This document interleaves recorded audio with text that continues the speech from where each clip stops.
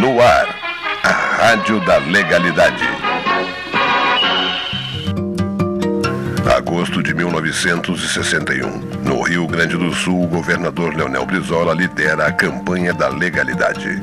Naquele ano, o Brasil é governado por Jânio Quadros, apoiado pela UDN e por outros partidos conservadores. O vice é o gaúcho João Goulart, o Jango do PTB, porque presidente e vice eram eleitos de forma desvinculada. No Rio Grande do Sul, o governador é Leonel Brizola, também do PTB e cunhado de Jango. O estado tem forças políticas polarizadas. Era uma espécie de divisão entre o trabalhismo e o antipetebismo do PSD, UDN e PL. A polarização política vinha dos primórdios da República, com a divisão entre o projeto político republicano, o PRR de Júlio de Castilhos e Borges de Medeiros, e os liberais conservadores, os federalistas e, depois, os libertadores do PL.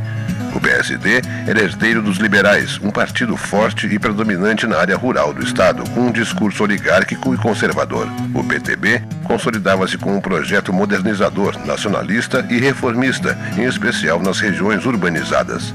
O PTB era especialmente forte no Rio Grande do Sul, o que não ocorria em estados populosos como São Paulo e Minas.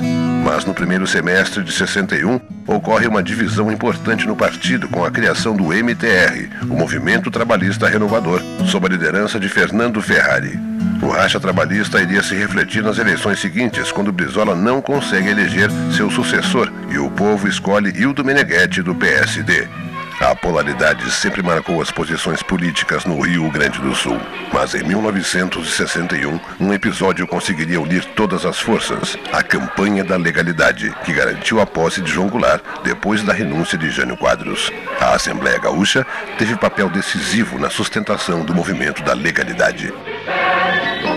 Unidos pela liberdade, marchamos todos juntos com a bandeira que prega a lealdade, protesta contra o tirano.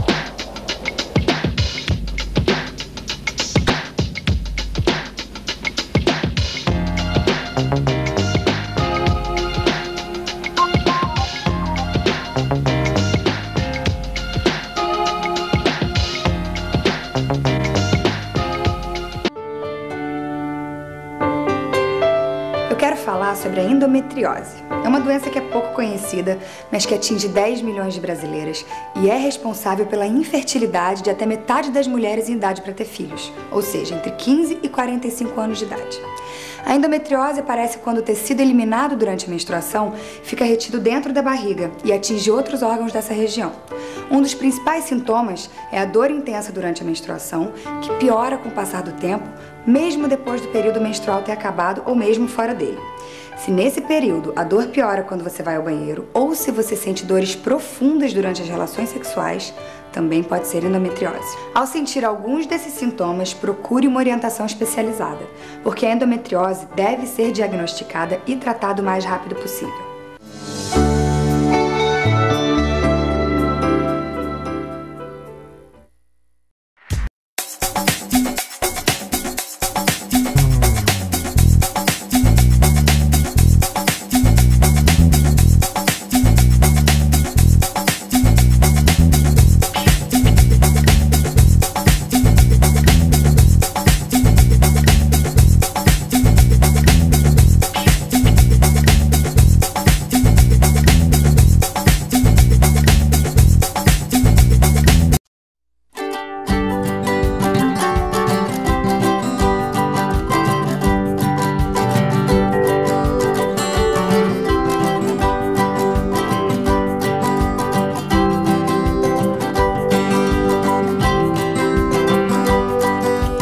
Essa flor, ou melhor, esse jardim, ele não ficou bonito por acaso. Para crescer assim, foi preciso muitos cuidados. Florzinhas precisam de água, luz e carinho. E não por um dia ou dois, mas sim pelo ano inteiro. É isso que a Santa Zita de Luca faz há mais de 30 anos. Ela cuida, ensina e auxilia na educação e desenvolvimento de centenas de crianças e adolescentes. E com sua ajuda, pode crescer ainda mais.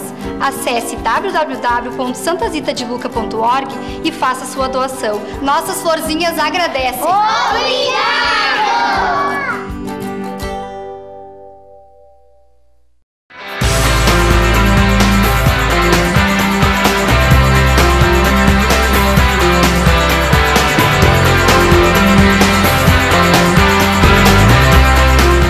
Volta, programa Norte em Ação, nosso quadro Entrevistas Especiais, e hoje, com a grata satisfação, estamos recebendo a TAP, Transportes Aéreos Portugueses, que está desde 1967 aqui em Porto Alegre, desde 1945 em Portugal, onde nasceu, e conosco aqui trazendo os seus trabalhos. E para conhecer esse trabalho e os projetos da TAP, nós estamos recebendo a gerente regional responsável pelo Rio Grande do Sul e Santa Catarina, a Maria João Haupt. Tudo bom? Tudo ótimo. Obrigada pela oportunidade. É um privilégio estar aqui com vocês. Nós aqui agradecemos, com certeza.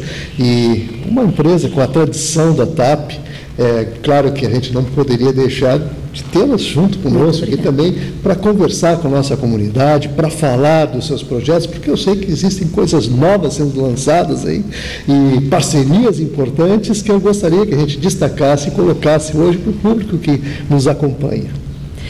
É um prazer estar com vocês aqui. Nós temos, este ano é um ano muito especial para a TAP em Porto Alegre, porque a partir do dia 12 de junho fechamos um mês de operação, começou o voo direto de Porto Alegre a Lisboa. É um voo inédito dentro do mercado de Porto Alegre, nunca se fez isso antes.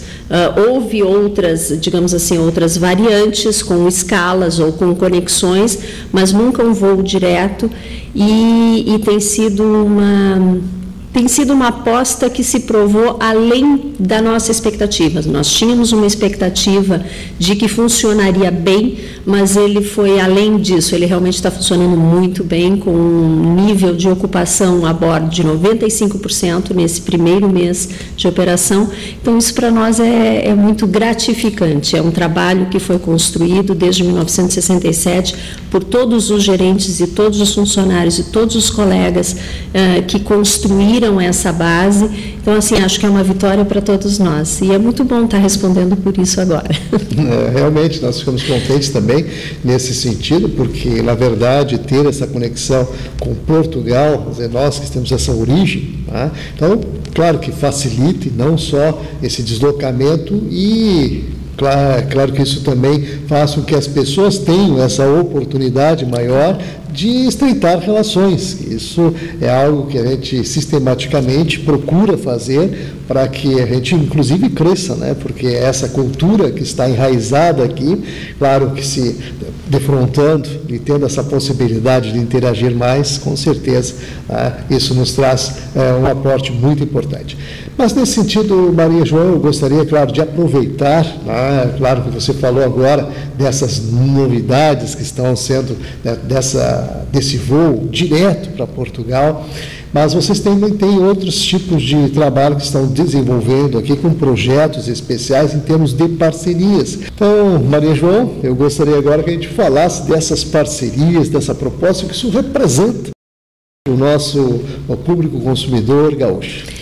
Eu vou fazer um breve histórico, assim, como é que a TAP, de companhia de bandeira que ela é, nós representamos Portugal, somos uma empresa neste momento 100% estatal, como é que ela se transforma de uma companhia aérea setorizada de bandeira numa participante, por exemplo, uma das parcerias importantes que nós temos hoje é o fato de pertencer à Star Alliance. Nós fizemos a adesão, o protocolo de adesão à Star Alliance em 2004 e finalizamos o processo dia 14 de março de 2005, quando nós completamos 60 anos de companhia.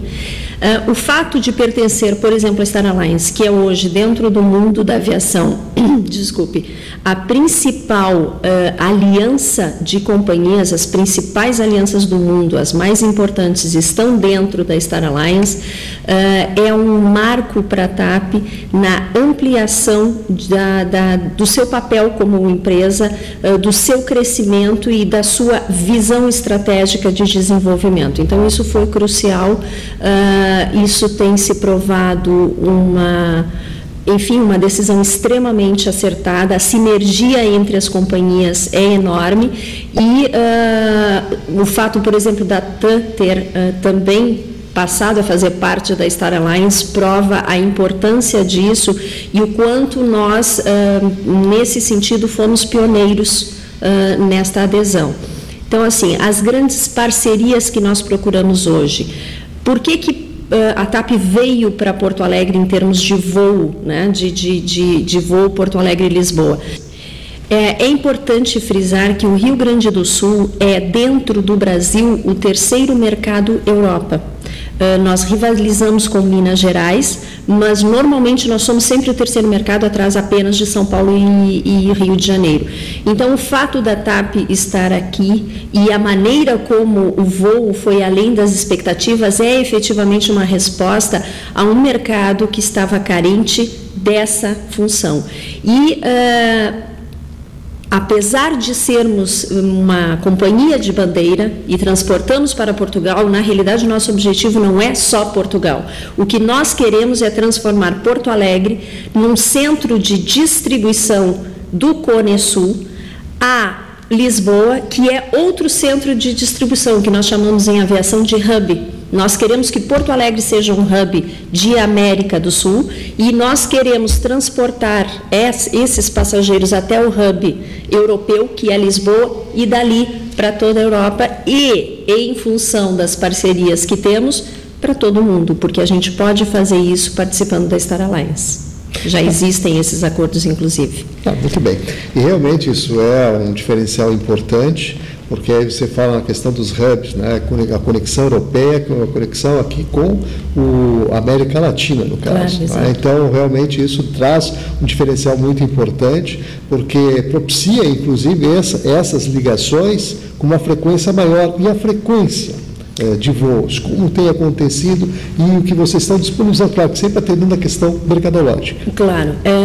Na realidade, nós, como visamos o tráfego de lazer e corporativo, um voo com menos de 4 frequências para o tráfego corporativo, ele não se prova. Ele precisa efetivamente ter no mínimo 4 frequências semanais, que é o que nós temos neste momento.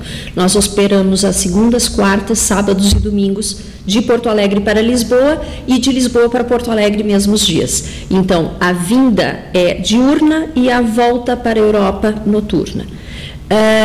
A resposta do mercado é extremamente positiva e, na realidade, a nossa expectativa é que esse voo passe a ser diário em algum momento, se efetivamente essas premissas se mantiverem em termos de ocupação. Essa é a nossa expectativa, é a minha expectativa como profissional da empresa, e tenho certeza que nossa presidência e vice-presidência também esperam isso, porque inclusivamente são gaúchos, né? Então isso é outra coisa a dar uma força e digamos assim, um comprometimento emocional com toda essa operação que não se tinha em outras dimensões, né? E a TAP, na realidade, tem descentralizado no Brasil, a gente tem descentralizado esses que nós chamamos gateways, que são os pontos, as cidades de distribuição, e nós passamos a trabalhar com outras cidades. E isso se provou no resto do Brasil e eu tenho certeza que vai se provar também em Porto Alegre. Que maravilha, realmente é um crescimento importante, significativo. Exato. Porque a nossa conexão é até pela característica regional, tá? Porque nós temos muita afinidade com a Europa. E nesse sentido a gente percebe também que esses voos, esse trabalho que vocês estão intensificando, propiciam, né, essa interatividade maior, como eu já havia dito. E o diferencial disso tudo, é claro, o tempo de espera, que é muito importante quando se fala em conexão e quando se fala em qualquer coisa fora, tá, dos voos diretos, realmente é desgastante. E isso, claro, que traz um feedback importante. E nesse aspecto, como é que vocês estão recebendo essas informações, ou seja, o feedback, como é que está se processando? É muito interessante a maneira, assim, existe uma questão operacional que efetivamente é de conforto, é de menos tempo envolvido. Nós sabemos que o Guarulhos hoje passa por um estrangulamento, essa é a palavra que melhor define, um estrangulamento dos serviços naquele aeroporto. Trabalhava-se, por exemplo, com 3 horas de conexão para um voo internacional. As companhias já começam a pedir das cidades que trabalham com essa cidade de conexão internacional, que seria Guarulhos, para que esse tempo não seja mínimo a 4 horas. No mínimo tem que ter 4 horas, porque as filas são imensas. Então, assim, existe uma desqualificação do aeroporto em termos de atendimento. Ele não tem condições de atender o volume de tráfego que passa por ele. Então, a TAP, operando de Porto Alegre, na realidade é um conforto enorme. E quando nós falamos em Porto Alegre, a gente não pode esquecer que a pessoa tanto pode chegar a Porto Alegre quanto ela ser distribuída para o interior. Então, uma pessoa, por exemplo, que mora em Caxias, ela chegava a São Paulo, fazia a sua conexão, no caso de conexão TAP, fazia a sua conexão, chegava a Porto Alegre entre 10h30 e 11h30 da noite. Ele ainda tinha, depois de pegar a bagagem, depois de desembarcar, no mínimo 2 horas de viagem. Então, ele chegaria de madrugada à sua casa, quando provavelmente a sua viagem teria começado na madrugada na Europa, né? Então, assim, não é o melhor ambiente, digamos, não é a melhor hipótese de viagem. Hoje, essa mesma pessoa sai de manhã, se sair de Lisboa, 9h40 da manhã, ele está saindo de Lisboa, provavelmente às 10 horas, que ele não teria chegado ainda em Porto Alegre via um outro ponto de Brasil, ele está chegando na casa deles. Então, isso é um diferencial efetivo. Essa é a primeira questão, a questão operacional. Mas o que mais nos espantou e que foi uma grata surpresa foi o fato de que as pessoas, o rio-grandense, o gaúcho, ele abraçou e ele tomou para si esse voo.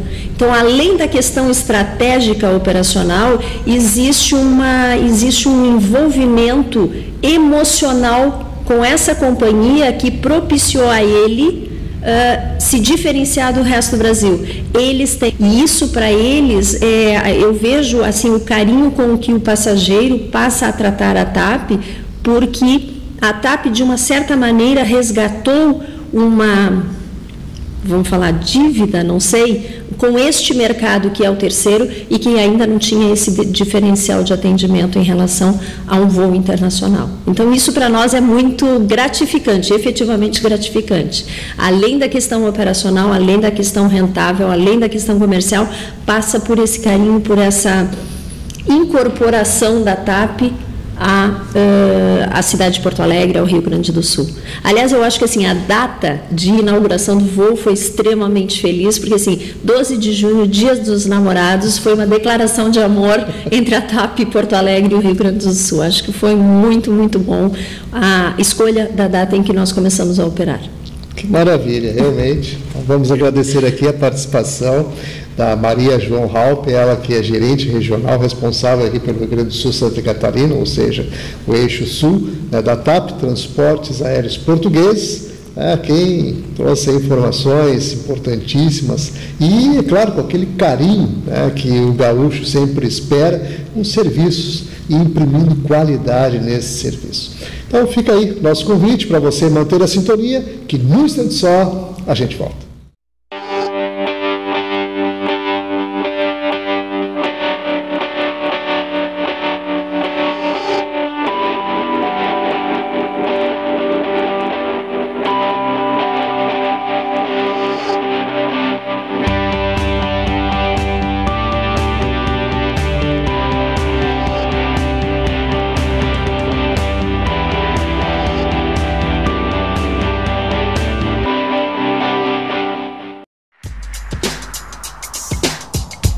directamente para mi familia y todas las mujeres que se encuentran en Colombia y que han muerto por cáncer de mama, especialmente Soraya, una cantante muy famosa, que infelizmente gracias a ella se pudo hablar de cáncer de mama en Colombia.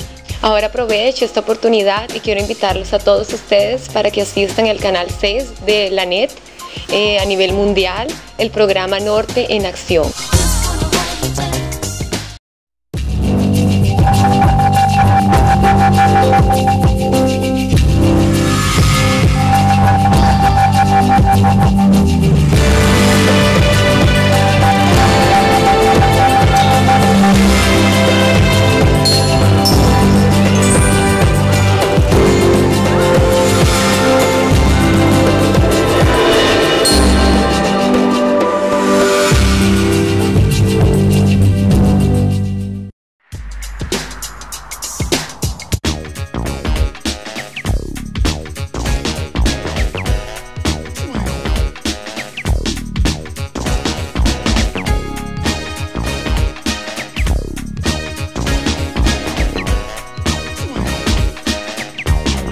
Estamos de volta com o programa Norte em Ação, agora no quadro Alô Doutor, e com a grande satisfação estamos recebendo hoje, dentro do programa, a psicóloga, a doutora Sula Fagundes, que participa conosco para falar sobre envelhecimento, as questões que dizem respeito ao estresse, ao medo, enfim, aquelas situações todas que vivenciamos durante esse período da vida, nessa etapa da vida.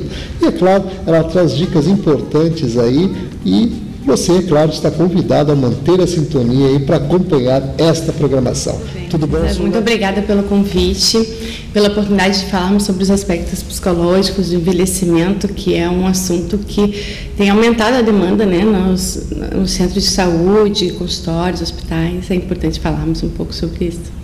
Não, sem dúvida nenhuma, inclusive há muitos questionamentos nesse sentido. Primeira coisa, como a pessoa se prepara para envelhecer? É uma pergunta que sempre está na pauta do dia, todo mundo pensa nisso, mas na verdade não leva muito a sério essa questão. Bom, primeiro é importante entendermos que o envelhecimento ele não acontece quando a gente completa 60 anos, né? É um processo que a gente constrói desde o momento que passa a existir. Então, como vai se dar a nossa fase idosa, depende muito de como levamos a nossa vida, das escolhas que fazemos ao longo da vida. E quando acontece uma situação em particular, quando já estamos mais velhos, é que nos damos conta de que chegamos, então, na fase idosa, né? no estar envelhecido. E no momento dessa constatação é que surgem essas questões que você falou, né? O medo, como lidar com isso, a angústia, o estresse, a dificuldade de se adaptar, porque o corpo passa a apresentar algumas limitações físicas, né? A alteração mesmo física. A gente se olha no espelho e não tem o rosto que a gente estava acostumado a ver quando era mais novo, né? E como se adaptar a isso? Se a mídia também evoca bastante a beleza, né, a questão estética. E esse é um processo que depende muito do autoconhecimento e do fortalecimento, principalmente da personalidade. Porque é muito no aspecto da personalidade que o indivíduo vai se pautar para se ajustar ao processo de envelhecimento. Muito bem. Então, estamos aqui conversando com a psicóloga Sula Fagundes. E, claro, já vou deixar o telefone e e-mail para você começar a encaminhar as suas perguntas. Enquanto nós estivermos conversando, você pode manter contato aí com a nossa produção. O telefone é o 30 23 47 25, o nosso e-mail alodoutora@ig.com.br. Então, doutora Sula, é claro que essas questões de envelhecimento, a gente falou na questão do medo e a insegurança também que existe, né, por boa parte das pessoas quando chega nessa idade. Como lidar com essa situação? Como se preparar? Sim, a gente passa então a tomar cuidados desde antes com a saúde, com a alimentação, fazer um acompanhamento periódico com o médico, né? Ir ao geriatra não precisa a gente escolher um geriatra só quando faz 60 anos, já pode começar um acompanhamento antes. E com relação aos aspectos psicológicos, nem todo mundo precisa de terapia, mas quando você está numa situação de uma angústia muito forte, uma desmotivação muito grande para investir na vida, é sempre bom buscar uma ajuda. Relacionamento social é fundamental, né? As pessoas precisam se estimular a sair de casa, fazer alguma atividade, explorar atividades que gostem de fazer. Essa é uma maneira, seria uma maneira, é que cada pessoa também tem a sua forma individual, né, de se preparar ou de se adaptar. Algumas pessoas têm mais facilidade, outras mais dificuldade. Nós precisamos estar atentos às pessoas que estão também ao nosso redor, porque muitas vezes as pessoas acham que o idoso ele vai ficar ranzinza, ele vai ficar mal-humorado, e não é assim, né? As características da personalidade, elas só se exacerbam ao longo da vida. Então, se uma pessoa que era mais expansiva, ela fica mais tranquila, ela fica mais serena, tudo bem. Agora, se ela passa a apresentar alterações muito bruscas, é importante procurar um profissional para fazer uma avaliação, né? Não, sem dúvida. E a questão da separação da família, porque isso é uma das fases também que marca muito.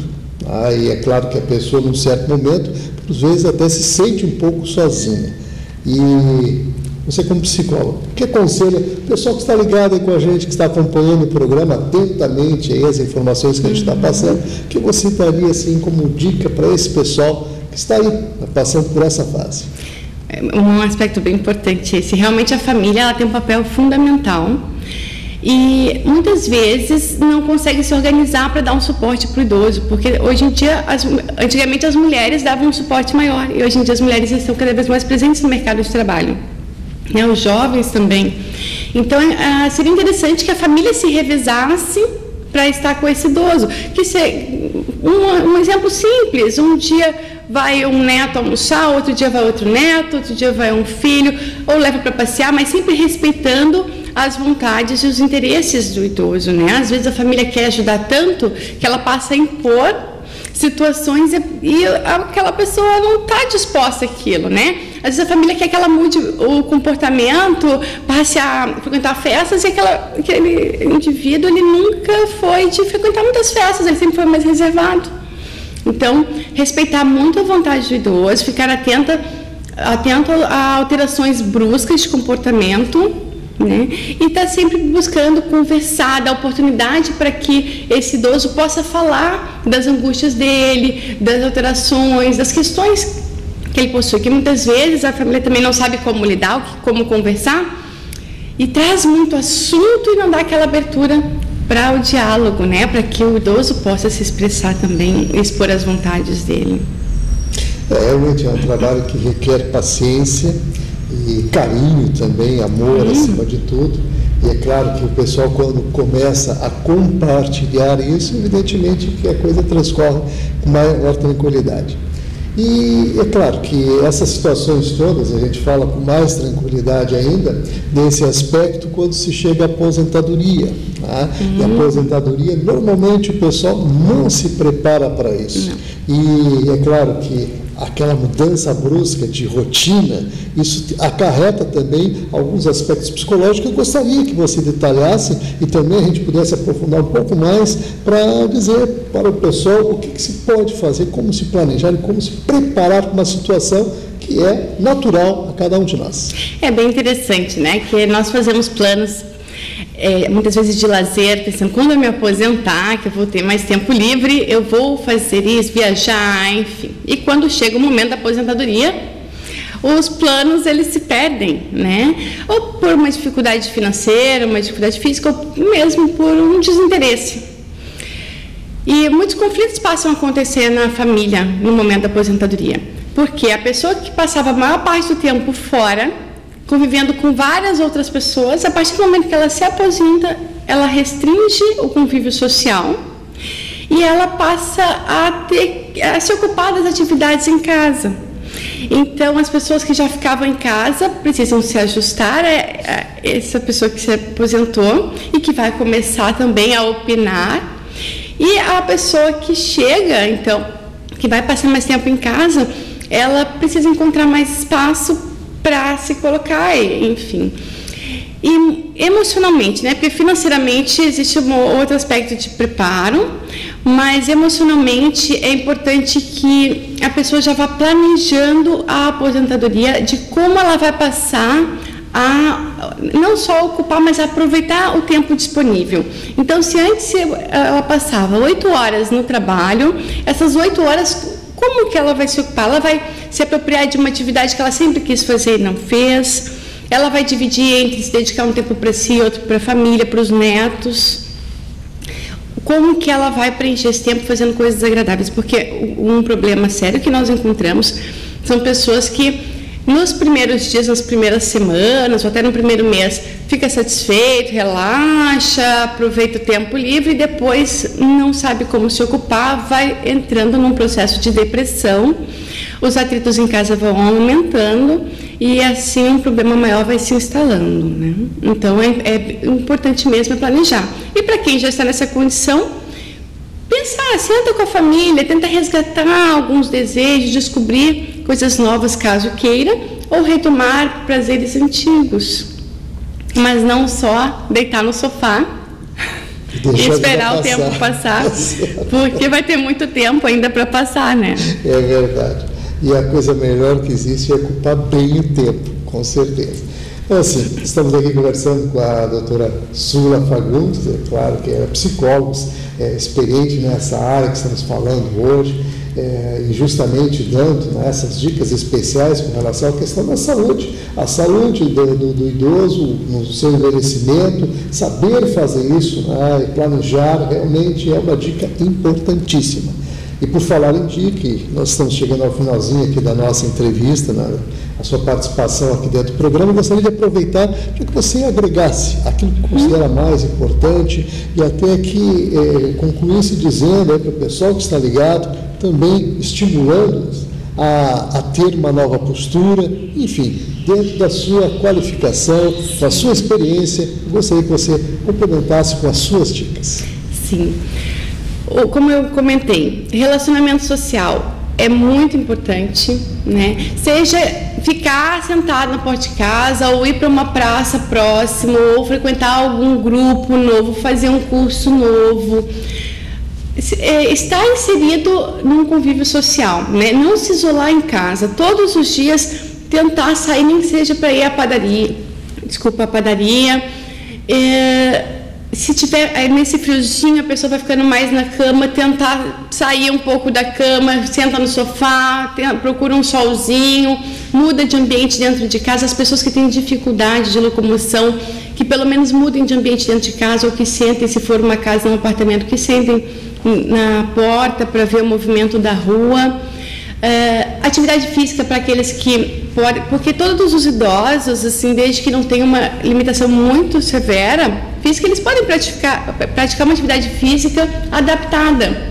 E a atividade física, ela faz muito bem à saúde mental, não só à saúde física. Outras dicas, bom, seria realmente explorar da sua personalidade, se respeitar e procurar fazer coisas que gosta, né? Não ir se desanimando, porque às vezes a gente vai deixando de lado porque não tinha aquele ritmo de antes e vai se acomodando numa situação que o isenta muito, né, do convívio social. Então, essas acho que são as dicas principais. Muito bem, então vamos agradecer aqui a participação da doutora Sula Fagundes, dentro do quadro Alô Doutor, trazendo informações hoje sobre as questões relacionadas ao envelhecimento. E, é claro, sempre preocupado com a qualidade de vida, viver melhor, viver bem e viver de bem com a vida. Essa é a dica mais importante que ela contextualiza dentro dessa colocação que ela faz aqui dentro da sua participação no programa. Para você que está ligado com a gente, fica aquele convite especial para manter a sintonia, que num instante só a gente volta.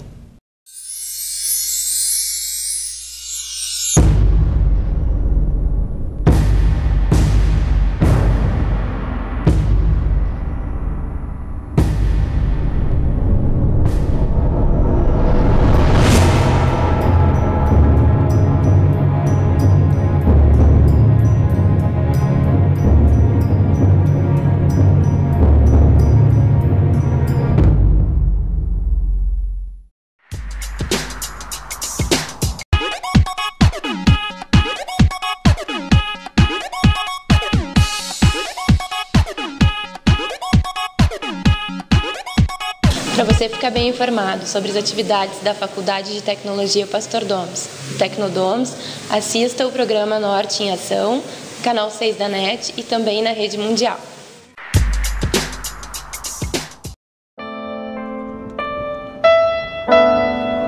Tio, dá uma moeda. Tia, tem um trocadinho? Tio, me dá um troquinho.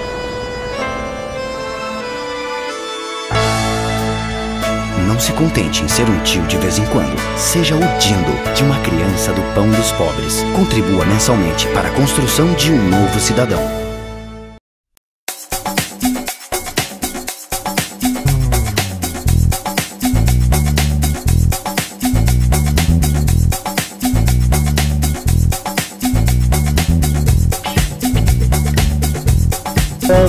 Programa Norte em Ação, quadro Educação. E agora, no programa de hoje, estamos recebendo o Centro de Ensino Médio Pastor Domes, Unidade Higienópolis. E com grande satisfação, participando aqui conosco, a professora Rosângela Markmann, ela que é coordenadora da área de língua alemã e também é orientadora educacional. Participa conosco para falar sobre o currículo bilíngue, um dos diferenciais da escola e que, é claro, ela traz informações desse projeto, enfim, de todo o trabalho que eles direcionam nesse sentido. Tudo bom? Tudo bem. Bem, o currículo bilíngue foi introduzido no Centro de Ensino Médio Pastor Domes há 20 anos, no ano de 1991, e o objetivo do currículo bilíngue é que os alunos saiam no ensino médio com uma proficiência muito boa na língua alemã, que eles possam, com o conhecimento linguístico que adquiriram na escola, estudar em uma universidade alemã. Então, para que os alunos atinjam esse nível linguístico, muitas atividades são realizadas. Como, por exemplo, na 8ª série, os alunos têm a oportunidade de participar de uma viagem de estudos à Alemanha, que é a primeira prova de fogo dos alunos, para ver se eles realmente conseguem se comunicar com as famílias alemãs. Naquele período, eles então passam 45 dias em casas de famílias e precisam utilizar diariamente a língua alemã. Toda vez que eles retornam da Alemanha, então eles comentam na escola com as famílias que realmente o aprendizado que eles tiveram na escola foi muito significativo, eles conseguiram se comunicar com as famílias, na escola, com os colegas. Então, a gente percebe que o ensino vindo desde a educação infantil tem para os alunos um significado muito grande. Eles começam na educação infantil com 5 aulas semanais de língua alemã. Depois, nas séries iniciais do ensino fundamental, eles têm 7 aulas, 5 de língua alemã e mais 2 de projeto, e isso se estende até o ensino médio. Então, nós oferecemos no currículo bilíngue várias provas de proficiência. Já na 6ª série, os alunos fazem a primeira delas, a CTP A1, que é o nível linguístico com base no quadro de referências para línguas, o nível linguístico A1. Depois, na 8ª série, eles fazem a segunda, que é a A2. No primeiro ano do ensino médio, eles fazem a DSD1 e no terceiro ano do ensino médio, eles fazem a DSD2. Com essa prova de proficiência, a última que eles fazem no ensino médio, os alunos podem estudar em uma universidade alemã. Então, eles se preparam realmente, eles têm interesse em fazer essas provas, por mais que exijam muito estudo dos alunos, é um dos objetivos deles, porque eles saem da escola já com uma certificação na língua estrangeira. Realmente, a gente que acompanha o trabalho do Centro de Ensino Médio Pastor Domes, agora completando 20 anos, quer dizer, o currículo bilíngue realmente atende uma demanda importante dentro desse diferencial proposto pela escola e que, de fato, a gente percebe não só os alunos dentro dessa proficiência que você coloca aqui, mas a questão do intercâmbio, que eu gostaria que ele desse um foco especial, até para o pessoal entender um pouco melhor essa metodologia. O intercâmbio é realizado em parceria com como instituição alemã, a Schwaben Internacional, que já há muito tempo tem essa parceria com o Centro de Ensino Médio Pastor Doms. Essa instituição que organiza, então, o programa na Alemanha. No primeiro momento, para esses alunos da 8ª série, eles têm um tour de 5 dias na Alemanha. Então, eles conhecem a cidade de Munique, conhecem a cidade de Füssen, vão para Berlim. Então, num primeiro momento, eles têm esse tour inicial, 5 dias, todo o grupo reunido com os professores, e depois disso eles vão para Stuttgart. Em Stuttgart eles se dividem, então, e ficam nas famílias hospedeiras. A Schwaben Internacional que organiza essas famílias. Eles primeiro, aqui no Brasil, eles precisam escrever uma carta se apresentando, e de acordo com aquilo que eles escrevem na carta, então, a Schwaben organiza as famílias. Como eles já têm muita experiência em selecionar famílias, normalmente o perfil realmente se encaixa muito bem. Os alunos têm irmãos lá que praticam o mesmo esporte que eles aqui, então as afinidades eles realmente conseguem conviver bem com a família alemã. E depois, nos últimos 10 dias, então, eles se reúnem de novo, o grupo com professoras, são sempre 2 professores que acompanham, um professor de língua alemã e um outro professor que saiba falar a língua alemã, mas não necessariamente seja da área. Reúnem-se, então, na última semana e fazem mais um tour por Berlim e depois retornam. Agora nós temos um grupo da 8ª série que está na Alemanha, estão retornando, então, na última semana das nossas férias aqui, retornam para o dia 1º de agosto.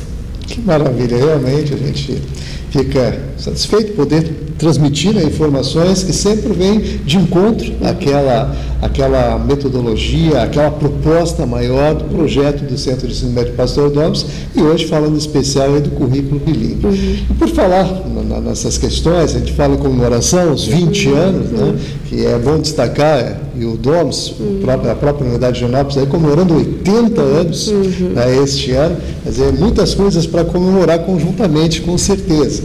E, por falar nessas questões, quando se fala em festa, a festa alemã também tem um diferencial dentro da unidade. E eu gostaria, claro, que você falasse de como transcorreu a festa nesse ano. Nós temos sempre, a cada ano, nós temos a Semana Alemã. A Semana Alemã é organizada para os alunos do nível 1 e 2, ou seja, para a educação infantil e séries iniciais, então alunos da educação infantil até o 5º ano. E nós tivemos esse ano o tema Mundo Mágico. E sobre esse tema, então, foram realizadas várias atividades. Na abertura nós tivemos uma peça de teatro, Os Encantadores de Histórias, que contaram as histórias de Andersen, né? Os contos de fada. E as professoras trabalharam, então, em sala de aula, vários contos de fada com os alunos em língua alemã e desenvolveram várias atividades. Eles tiveram a oportunidade também de fazer uma saída pedagógica às cidades de Teutônia e Monreuter para conhecer um pouco melhor a colonização alemã nessas cidades. Voltaram muito satisfeitos com aquilo que viram nessas cidades. Depois, na escola, também assistiram a vídeos, fizeram atividades esportivas, sempre tendo como tema principal o mundo mágico. Muito bem. E nessa questão da Semana Alemã, evidentemente que ela se processa dentro de todo esse período, são 20 anos já de atuação, quer dizer, há um registro importante nesse sentido, que eu gostaria de resgatar algumas dessas questões que você fala aqui, na verdade, para a gente dar aquele foco especial nessa semana e que realmente assim, ela tem trazido, assim, em termos de retorno a cada vez que se processa um evento como esse. Na quinta-feira à noite nós tivemos o musical. Então, os alunos todos do currículo bilíngue fizeram parte desse musical e os pais foram convidados a assistir. a esse musical. E nós ficamos muito satisfeitos com o retorno que os pais nos dão, porque é um trabalho que vem sendo desenvolvido desde a educação infantil, e os pais muitas vezes comentam que eles percebem em casa, as crianças chegam falando o que aprenderam em sala de aula, vêm fascinados para casa, empolgados, e isso nos alegra, porque a gente sabe que a produção sempre é mais lenta, os alunos conseguem compreender com mais facilidade, mas à medida que eles começam a produzir, a falar, isso é muito positivo. Então, esse retorno dos pais nos mostra que realmente o trabalho está dando resultado, e o musical, acho que foi assim realmente um momento muito, muito especial dessa Semana Alemã, porque mostrou um trabalho realizado também interdisciplinar, não só das professoras de língua alemã, mas também e principalmente da professora de música, a professora Soraya, que trabalhou com cada turma uma música específica. O tema era os músicos de Bremen-Stadt Musikanten, e em cima disso contaram a história dos músicos de Bremen, através do musical. Então, esse retorno dos pais, do que eles viram naquele momento, e também do retorno que as crianças dão em casa, para nós é muito positivo. E muito gratificante, com certeza. Muito bem, então vamos agradecer aqui a participação da professora Rosângela Magno, trazendo informações sobre a Semana Alemã, sobre o currículo bilíngue, esse diferencial do Centro de Ensino Médio Pastor. Vamos lembrar que a unidade de Higienópolis fica ali na Rua Américo Vespúcio, 483, naquele quarteirão entre a Dom Pedro II e a Coronel Camisão, ali pertinho da Sojipa, quer dizer, fácil de você se localizar no bairro Higienópolis. E o telefone, para você anotar na sua agenda e obter mais informações, é o 3357-3300. Para você que está ligado, fica aquele convite especial para manter a sintonia, que no instante só a gente volta. Imagine se você tivesse 95% de chance de encontrar o amor da sua vida. Seria ótimo! E se você tivesse 95% de chance de passar no vestibular? Como assim? Fica fácil.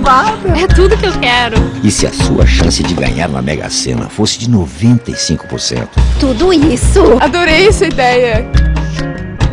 Faça mamografia regularmente. A chance de curar um câncer de mama descoberto cedo é de 95%. Então, quero agradecer a você por estar sintonizado aí com a gente, Programa Norte em Ação, lembrando, onde produzimos os nossos programas aqui no Centro Espanhol, ele coloca à disposição da nossa comunidade os salões para grandes festas, grandes eventos. Então, se você pensar em casamento, formatura, enfim, pensou em comemorar, aqui no Centro Espanhol você encontra salões para promover e realizar esses grandes eventos. O endereço do Centro Espanhol, Travessa Sul, número 102, esquina com a Rua Portugal, no bairro Higienópolis, aqui em Porto Alegre. Quero lembrar também o telefone para você anotar na sua agenda, é o 3342-5990. Então, quero lembrar também que o programa termina, mas você pode continuar em contato aí com a nossa produção. O telefone para você fazer esse contato é o 3023-4725, o nosso e-mail alodoutor@ig.com.br e também o zonanorte@pop.com.br. Lembrando que através desse e-mail, desses e-mails e desse telefone, você pode encaminhar aí sugestões de pauta para o programa, perguntas para o quadro Aluno Doutor, questões para o pedido de providência e também a sua participação dentro da ação solidária, da ação empresarial e do quadro Educação. Então, quadros que fazem muito sucesso pela sua participação, pela sua interatividade. Então, nosso muito obrigado a todos e até amanhã.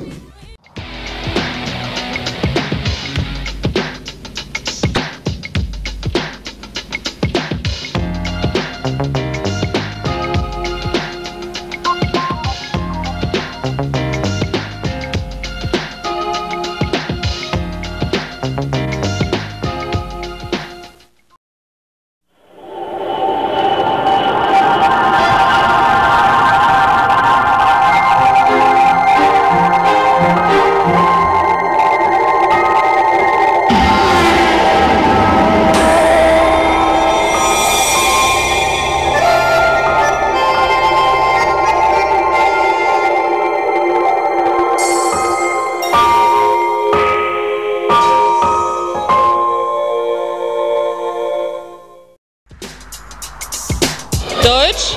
Sie reden Deutsch, dann haben Sie eine Chance, noch mehr Deutsch zu hören. Im Kanal 6 in Netschi oder Mundial können Sie jederzeit Deutsch hören. Es gibt Interviews und Berichte, Hintergrundberichte, sehr interessant und alles auf Deutsch. Se você quiser saber mais sobre a saúde e bem-estar do seu animal de estimação, assista Norte em Ação.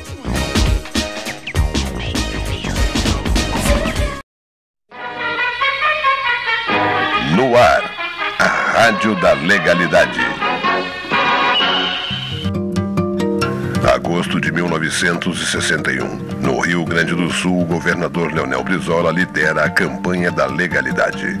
Naquele ano, o Brasil é governado por Jânio Quadros, apoiado pela UDN e por outros partidos conservadores. O vice é o gaúcho João Goulart, o Jango do PTB, porque presidente e vice eram eleitos de forma desvinculada. No Rio Grande do Sul, o governador é Leonel Brizola, também do PTB e cunhado de Jango. O estado tem forças políticas polarizadas. Era uma espécie de divisão entre o trabalhismo e o antipetebismo do PSD, UDN e PL. A polarização política vinha dos primórdios da República, com a divisão entre o projeto político republicano, o PRR de Júlio de Castilhos e Borges de Medeiros, e os liberais conservadores, os federalistas e, depois, os libertadores do PL. O PSD era herdeiro dos liberais, um partido forte e predominante na área rural do estado, com um discurso oligárquico e conservador. O PTB consolidava-se com um projeto modernizador, nacionalista e reformista, em especial nas regiões urbanizadas. O PTB era especialmente forte no Rio Grande do Sul, o que não ocorria em estados populosos como São Paulo e Minas. Mas no primeiro semestre de 61, ocorre uma divisão importante no partido com a criação do MTR, o Movimento Trabalhista Renovador, sob a liderança de Fernando Ferrari. O racha trabalhista iria se refletir nas eleições seguintes, quando Brizola não consegue eleger seu sucessor e o povo escolhe Hildo Meneghetti do PSD. A polaridade sempre marcou as posições políticas no Rio Grande do Sul. Mas em 1961, um episódio conseguiria unir todas as forças. A campanha da legalidade, que garantiu a posse de João Goulart depois da renúncia de Jânio Quadros. A Assembleia Gaúcha teve papel decisivo na sustentação do movimento da legalidade. Unidos pela liberdade, marchamos todos juntos com a bandeira que prega a lealdade, protesta contra o tirano.